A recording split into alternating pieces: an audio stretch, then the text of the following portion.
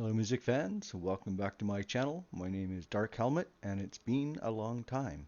But I've been inspired, and I get inspiration by those around me who are doing similar, same things. And as a Queen fan, I like many of us, we watch all the reaction channels, and once in a while I come across one reaction channel that kind of inspires me to get involved again, and this is where we are today. So I don't know if I should mention the channel or not. I think most of you can probably figure it out. You probably have already figured it out, in fact, because you know me. But I got inspired because, like many of you, we've heard a lot of these songs so many times, and sometimes we haven't heard them for a long time. But it kind of brings us back a little bit when we can kind of relive that moment when we first discovered that song and all those feelings that we had, sometimes confusion, sometimes mystery, whatever it is, or happiness, whatever the emotion it brought us at the time. And that's why we became Queen fans, because it was able to kind of draw that emotion out of us, and it felt good, you know. Yeah, so you could really connect with the music. It was very detailed, and it would, with each listen, you could pick up something different and something new. So every once in a while, a reaction channel comes along and they kind of break down the music in a way that's, I can't, for instance. Like, I don't read music, I've never composed music. I know what I like. I know what I like to hear. And that's how I pick and choose the music I like. And with Queen, that's just happens to the music that, like, album after album, song after song, it was just there was always a connection. There wasn't song there was I can't say there wasn't there was very few, like exceptionally few for just how big a catalog Queen has. Exceptionally few songs that I didn't really connect with. So overall, that's why they're my favorite band. It's just like this massive body of work, and every song kind of brings out a different feeling or a different emotion, and it's just whatever I feel like or whatever I need on that day to motivate me or whatever. It's there and it's available to me. I don't have to go, you know, searching through different bands. Although variety is also nice. It's just with Queen, it's home, it's comfortable, and it's easy, and all us Queen fans know how that is. So, anyways, when we come across somebody who can break it down for us in a way that we don't always hear it, or we don't always understand exactly what's going on. Sometimes we find out, like the beginning of Ogre Battle being the reverse of the end, that kind of thing. Those are little tidbits of information we pick up over time, and that's kind of like breaking the song down. But when you kind of go to the notes and the details, and you understand, you know, a word that we all heard probably is modulation in music. And it was very interesting because I know what modulation was, but I couldn't break it down the way I saw it broken down today. So I have such appreciation for this, and it motivated me because this channel is in the midst of a 50 song journey through the Queen catalog. So of course I'm very excited because I can't wait to hear some of these songs broken down in a way that I can't do it. So it becomes kind of new to me in a way. It's not that I'm hearing notes or sounds for the first time or effects for the first time. It's just to hear. I think you all understand what I mean. To know a more technical side of it, and just a musical ear to be able to really understand things that are diverse or different from what we're used to hearing. Maybe if we're not hearing songs close enough, you're not always hearing the little details.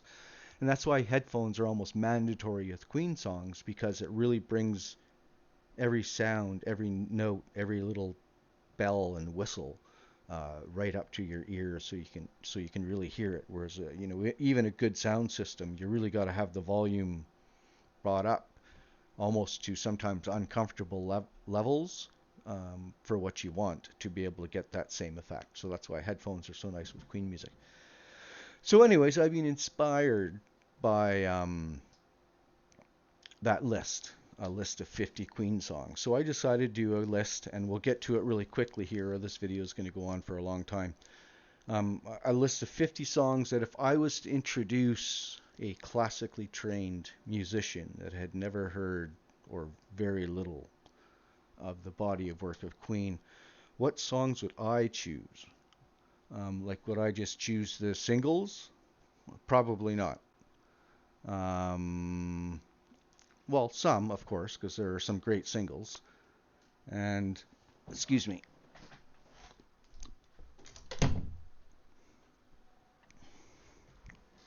sorry, forgive me. No, because as a Queen fan, I'm a firm believer that Queen's best music is hidden behind the singles. And that's not to say I don't like a lot of Queen singles. I mean, Bohemian Rhapsody, We Will Rock You, We Are the Champ. I mean, go on and list any of the big ones. I love those too. But there's a reason sometimes why, not always, but there's a reason why sometimes songs have mass appeal. Because they're not quite as, perhaps not quite as detailed or intricate or kind of pushing the boundaries of music.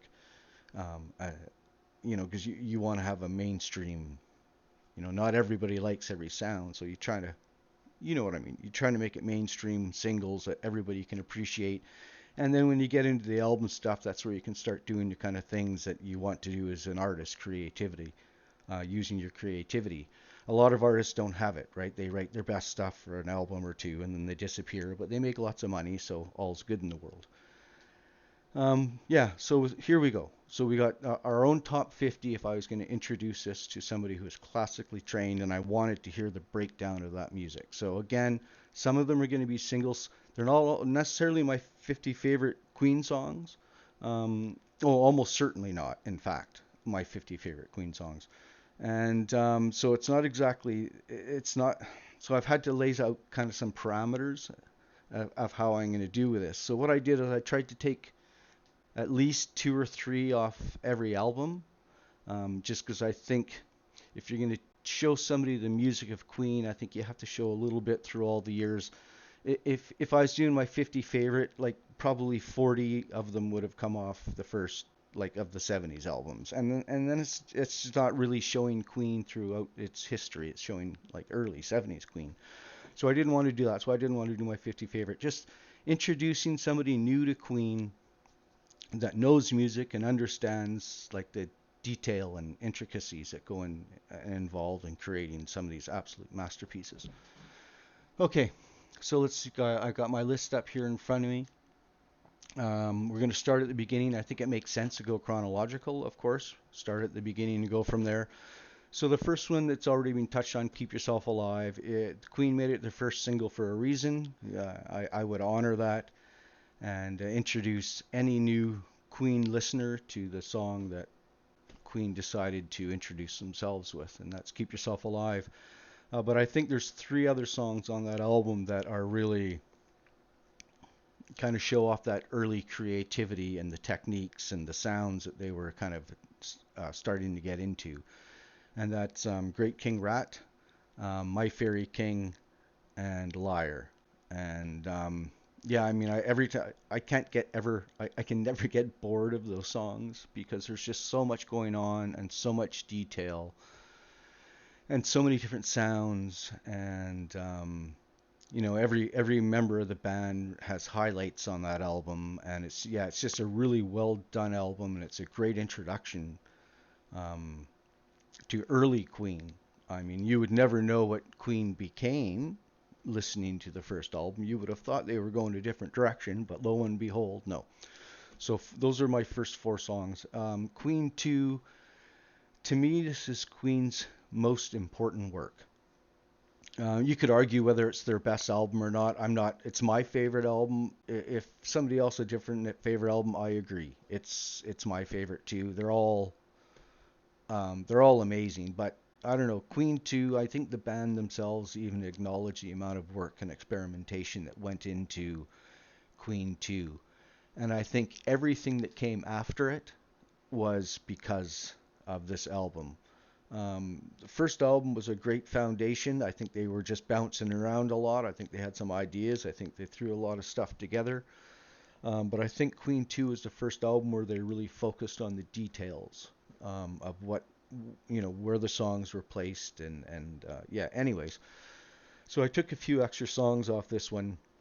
I think I've always said you got to listen to every album from start to finish. So picking 50 is like I came to realize just what a horrible monumental task this was when I started trying to pick 50. It's just like your 10 favorite Queen songs. I don't know. Ask me now, ask me tomorrow. I'll give you two different answers.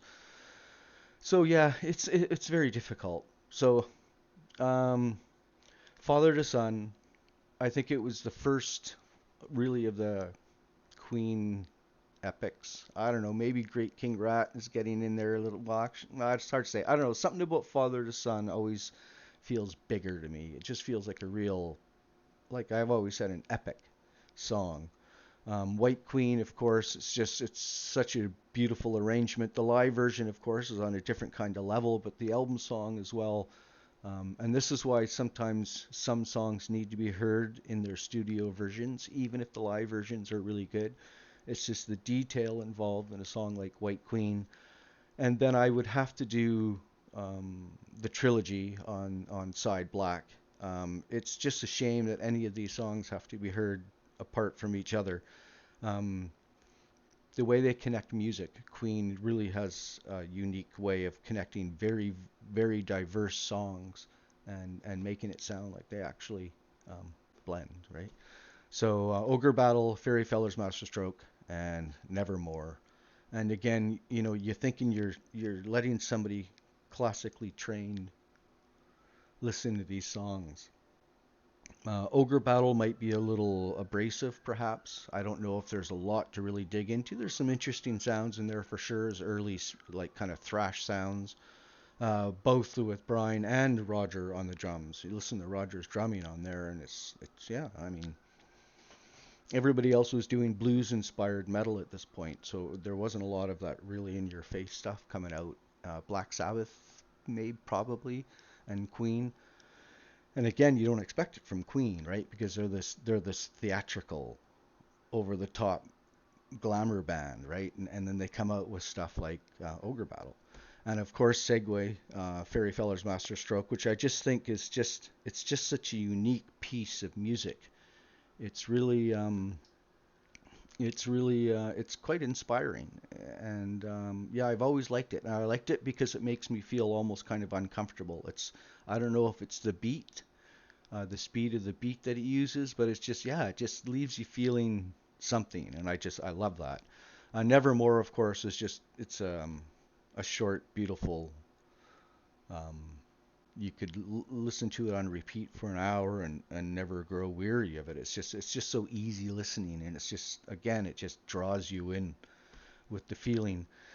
And of course, March of the Black Queen, which I think I believe that it might be Queen's most important early piece of music, say off the first three albums before Bohemian Rhapsody.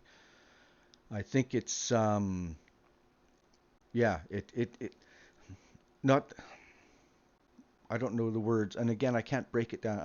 I can't wait. I hope and I wish that she ends up reacting to this song because well even Fairy Fellers, oh there's just so many. Anyways, yeah, it's an over. You all know it's over the top and it's wonderful and it needs to be broken down with a real discerning ear. And I would love to hear opinions on that one. So yeah, the 10th song is March of the Black Queen.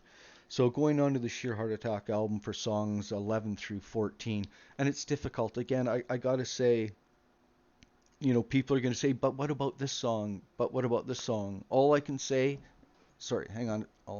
All I can say to that is do a top 50 list and see what songs you end up having to leave off. And I think you're going to find it's like, it's not an easy or necessarily fun decision, but hey, it's got to be done, right? That's the idea of a top 50 list. Some songs make it, some don't.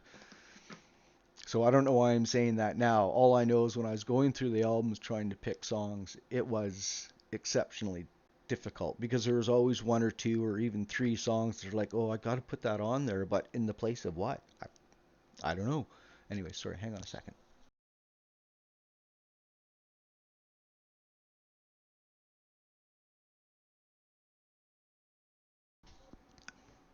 It's summertime, it's warm. I get dry real fast. Okay, So Sheer Heart Attack start out with Brighton Rock. I think it needs to be heard because of the solo. It's Brian kind of playing at his technical best. And for years he had been working on this solo, and I would love to hear more of a breakdown about the type of effects he's using and such. Killer Queen, of course, we heard this one recently, right? Killer Queen is again probably Queen's finest, probably the single that really, sent them on the right trajectory. It's a brilliantly written song. It's simple yet complex at the same time. I love the breakdown of that one. I think you would play Stone Cold Crazy simply because of the credit it's been given as an early thrash sound.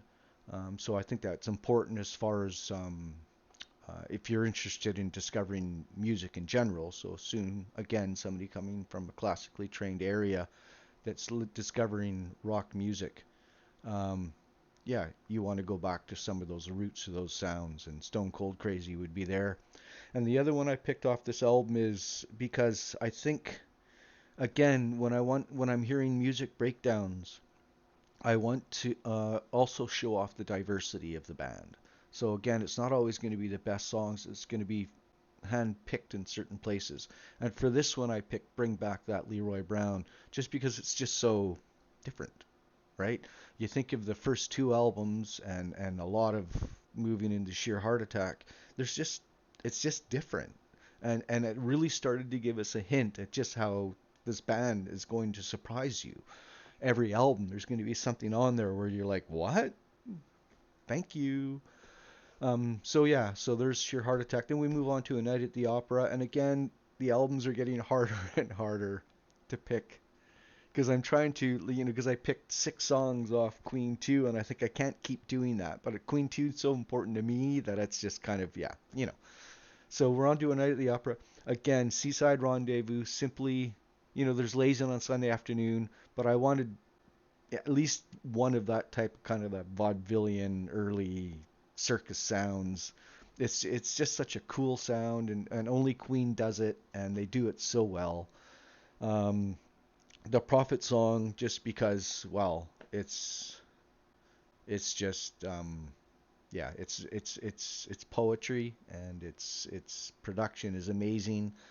Um, it might be my all-time favorite Queen song, yet it's one Queen song that I've always had a little criticism for, and I'll admit it right here.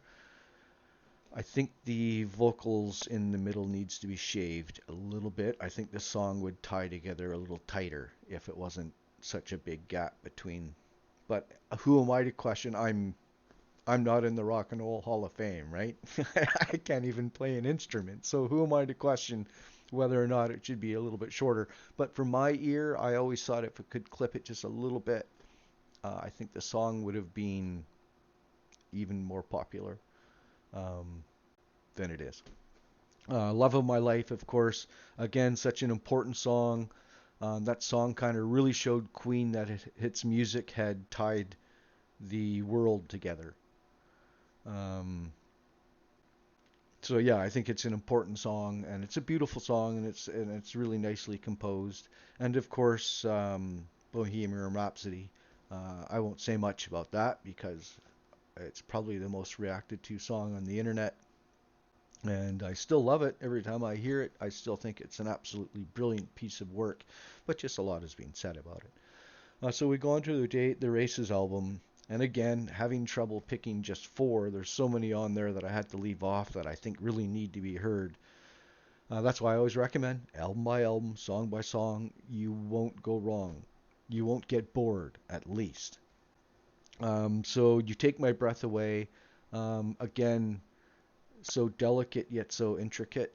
I would love to hear a breakdown on that one. The Millionaire Waltz, because it's one of my favorite, and it's just, it's what Queen does best. They sweep through peaks and valleys and just play and have fun with the music, and it's just whimsical, and Somebody to Love, of course. I think was Freddie's favorite song, and it is. It's really Aretha Franklin inspired kind of gospel. I think again, I'd love to hear breakdowns showing off more of the diversity. And then Teo Toriate might be a surprise. I just think they wrote that song for a foreign audience, and it just has a really warm, inviting feeling. And I think that's exactly what they are trying to do with that song. Is they're trying to make it feel big, but also intimate and warm. And I think they really accomplished that. And again, I would love to hear a breakdown of that song. So going on from there, what are we up to? 22, 22 out of 50. And I've left off, I don't know, probably 20 songs I wish I could put on the list already. Okay, here we are. News of the World, song number 23 and 24. Those of you who are around to hear this when the songs were released, they are forever linked in our conscience, in our psyche, in our brains, in our memories, in our bodies. I can't separate these two songs. I can listen to them apart, but I always feel something's missing. I find it a little easier to listen to We Are the Champions alone, because of course with the guitar solo after We Will Rock You, you expect that song, to start. So it's awkward when it doesn't. So We Will Rock You, We Are the Champions. I think they need to be heard. Simple songs, not a lot to break down necessarily. A little bit with We Are the Champions. Otherwise, pretty simple. Um, but they're like possibly two of the most popular music songs in history, and there's a reason for that. So I need to hear a discerning ear their opinion of why that might be. Spread Your Wings. It's just always been one of my favorite. So I would throw it in there because I think it's one of those songs that really conveys emotion and is a good example of what I meant about songs conveying emotion. It's late because not enough people know this song. It is absolutely amazing. It's again kind of that epic scale, just long but feels short, and just so much goes on. Um, yeah, a breakdown of that would be amazing. My Melancholy Blues, it's one of my favorite. It's just again to show off um, diversity. Um, so many different songs on this list if you were to put them side by side. Other than the fact that we all know Freddie's voice and Brian's guitars and that, you would think that they were a different band, or a different genre of music. So, and that's what's so amazing about Queen and what I love about Queen so much. So we're going on to jazz. Um, Jazz is an interesting album. I love it, but it kind of, to me, like Sheer Heart Attack album after Queen 2 sounded like a very much a singles album, because Queen 2, although it wasn't a concept album, songs really were kind of intertwined. So Sheer Heart Attack really came across as singles, so it felt different. So when Jazz came around, that's one of those albums that felt like another shift again, because I'd gotten into the Night at the Opera, Day at the Races, and they're just such grand albums. To have it scaled down like that on jazz level again was, yeah, it was an interesting shift. But I love the album. There's some great songs on it, but I had a really hard time picking here. Like a song like Mustafa, I would love to have a breakdown on, but it's just like, yeah, it is. It's cool. I love the song. It's cool, but it's kind of gibberishy. So I went with the singles on this one for the most part. Fat Bottom Girls, Bicycle Race. They link together a little bit in lyrics. I think they were meant to be kind of the bookends, or at least the shoulders of which the album rests on. Dreamer's Ball, because it's beautiful. It's like New Orleans inspired, and it's again a little bit of a diverse tweak. And Don't Stop Me Now, probably the strongest overall track. Um, Voted happiest song ever, or whatever it was. I mean, this is what Queen just does on repeat, is write songs that connect with people and motivate people and inspire people and what have you.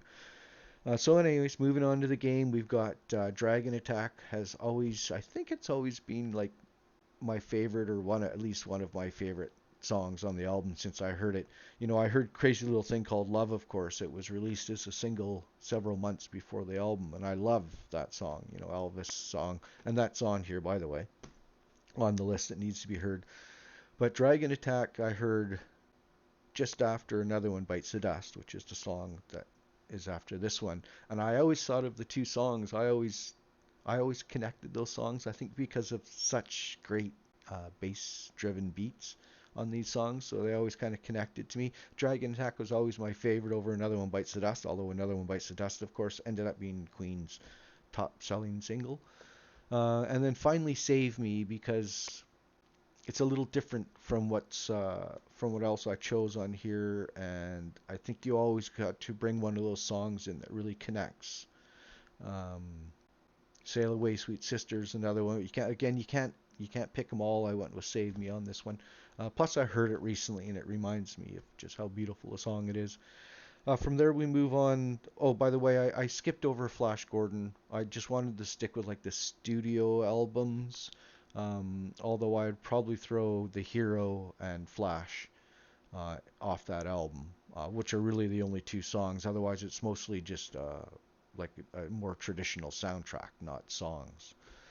Um, so, anyways, we're moving on to Hot Space. I've got Back Chat. I've always thought that was a really good song on that album. Um, One of the few songs that really Brian has a nice solo on it, so it's nice. There's a nice guitar touch on that one. Although the album, of course, is much closer to the funk disco edge. But I always like Batchat. Cool Cat, of course. I think for Freddie's falsetto, I just love that. I love the beat. I love just the groove of it. Just feels like I need to be in a convertible with the roof down and just cruising. And of course, Under Pressure, which I'm a huge David Bowie fan. So, of course, when those two did a song together and it ended up being as good as it was, it needs to be heard because it's just five absolute legends of rock and roll jamming together and creating over some drinks an absolutely monster song. So we go into the works, and I've got Radio Gaga. It's really starting to sounds are really starting to evolve into the 80s now, and it was at Giorgio Moroder was redoing Metropolis, and Freddie did a song on that album called Love Kills, and it inspired the video for Radio Gaga, and it's a bit of a tie when you think about what they're singing about, um, and the black and white and sitting around the living room listening to the radio because TVs weren't available. So yeah, it's kind of cool. And this one's a little bit of a surprise, but I choose it for a reason, and that's Machines or Back to Humans, because that song really is like 10 years, at least 10 years ahead of its time. They're using like computer language that really became part of the mainstream later on. So if you were to listen to this song for the first time today, it might not seem so um, prophetic, but yeah, it's just kind of cool. They're kind of singing about machines taking over, and they don't have weaknesses, and but they lack kind of soul, right? So yeah, it's just such an interesting song, and I think my favorite song on the album, I Want to Break Free. Just something about that beat and the sound of it and the controversy it caused, and it's just such an interesting song at an interesting time in life. Um, but I loved it. I always have. It's always been a favorite. So I'd love to hear a breakdown of that one. After that, we go on to a kind of magic, which is the Highlander inspired. Well, not inspired, but pulled from the Highlander movie.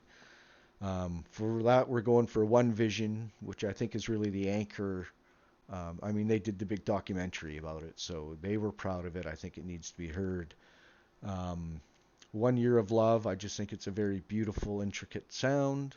Um, Who Wants to Live Forever, the original version, and Princes of the Universe. I think those are all really four good songs I would love to have broken down.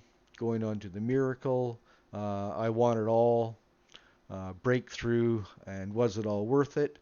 At this time in the Queen catalog,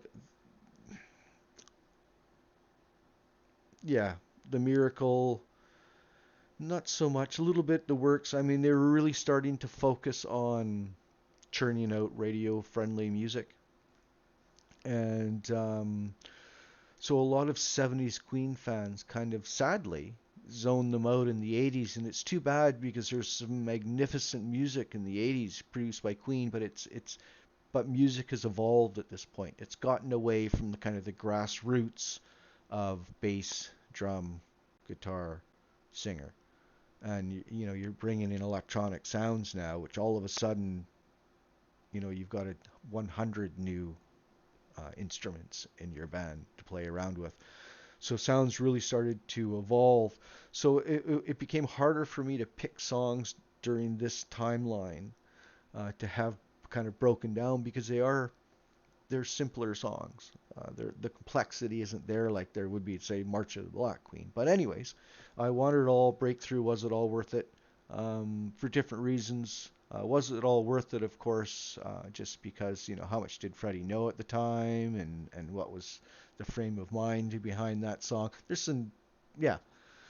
And then Innuendo, of course. I remember I had a really nice sound system in my car at the time, and I remember the album coming out, and I got it on. It's the only Queen. No, I guess the last two. I guess Made in Heaven as well. No, I think I actually got Made in Heaven on album. I think the only album I don't have is Innuendo. But anyways, um, I invited my brother. We sat in the car. I cranked it up. I put it on, and after the miracle, and again, nothing wrong with the album. Good album. Innuendo came on, and it was just, I remember looking at my brother, and we looked at each other thinking, oh, wow. It's like we're back to 70s Queen, like that kind of detail. And boy, I would love to hear a breakdown of that one. These are the days of our lives. The show must go on. Both great songs, great compositions. And then finally finishing off with Made in Heaven. Now, I don't know if anybody's counting right now, but that was song 51, and I tried to shave it down, so there's bonuses, okay? It's the top 50 plus 3 because I felt inspired. So 51 was The Show Must Go On. 52 is Mother Love, for obvious reasons. It's the last song that Freddie sang. He was unable to finish it. And A Winter's Tale, which was the last song that Freddie penned on his own. Those songs have meaning for those reasons. And after you've gone through a journey of 50 Queen songs, I think by now you fully understand just how diverse they are, how intricate and beautiful they can be, how raw, how energetic, how inspiring. There's just that whole gambit of emotions that they've taken you through their catalog. We're going to finish it off with two songs that are, have real meaning um, uh, to Freddie, or I guess to us as fans concerning Freddie. Right, his last song he sang, which Brian had to sing the final verse, and like I say, A Winter's Tale, the last one that he penned. And boy, that was a lot. So I know it's been a long time since I've heard from you guys. I'll do another video soonish. Lots happened in my life, good, bad, ugly. Some of it's interesting, so you know how I like to ramble. So when I'm at a shorter video, one that I haven't already rambled on for so long, and I miss you all, by the way. I think about you guys all the time. Um, but wow, life just has a way of sweeping you off your feet, and before you know it, oh, by the way, I'm in the same place, just a different room. I always wanted to have a nicer place I can and record, so hopefully this inspires some more. So yeah, take care, everybody. I hope everybody's having a great summer. I hope to hear from most of you. Leave a comment if you think there are certain songs that I need to put in that list. I want to hear your opinions on that, of course. And other than that, take care. Best wishes. Be your best self. And hopefully we'll be seeing you real soon with another, I guess, what album were we up to? A Night at the Opera? Like 3 years I've been doing this. We're on to A Night at the Opera. Oh my goodness. Take care.